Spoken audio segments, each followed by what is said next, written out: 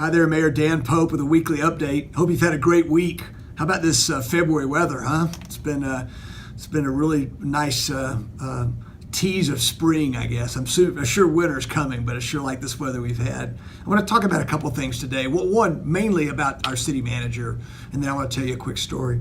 So I've had people ask me about how the new city manager's doing and what he does, and I thought it might be just great to take a minute and talk about his role and what his responsibilities are. So Jared Atkinson, as many of you know, started on December the 12th, and he's the CEO of the city. And if you read our charter, our city charter, it clearly defines him as the leader of the city. He has day-to-day responsibility.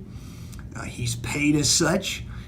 Only the city manager and the city attorney and the city secretary report to the council. We hire those three. Everybody else works for the city manager.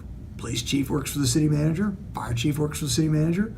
They all have a line to the city manager. And so he's the CEO, or he or she, in this case, he is the CEO. He's responsible for carrying out the direction of the council, the priorities of the council. He's responsible for day-to-day operations.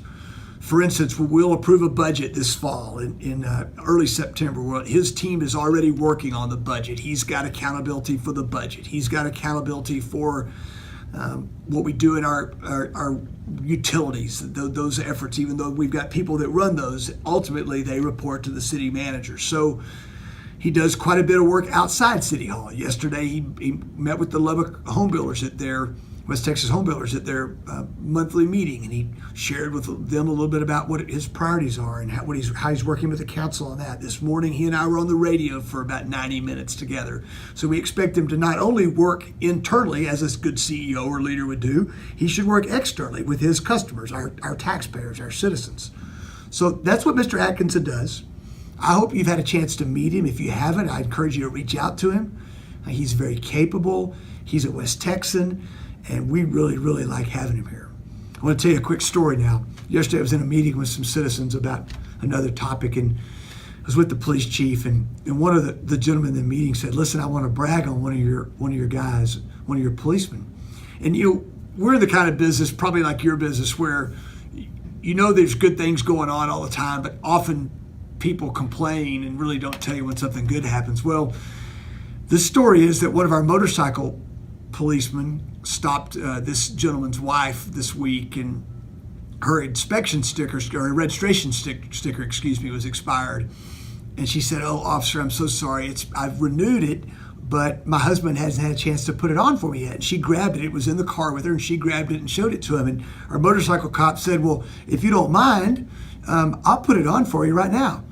And she said, "Well, that'd be great." So he got his handkerchief out and took the old one off, cleaned her window, so to put, did it the right way, and put her registration tag on. And I'm not suggesting that that's what our police force should be doing all day, every day, but I think that shows the kind of people that live in Lubbock, Texas. And whether they work for the city, or if they wear a uniform for LPD, or they're one of our Lubbock Fire and Rescue, most of our people are abundantly friendly. They're great people. They're our greatest asset. I often tell people, if you live here long enough to wear a pair of shoes, you'll never want to leave. So you guys make me proud. I'm thankful for you. I'm thankful for your support. We need good ideas. We also need to know where we don't meet the mark. Your prayers are important too. I hope you have a great week. I'll talk to you next week.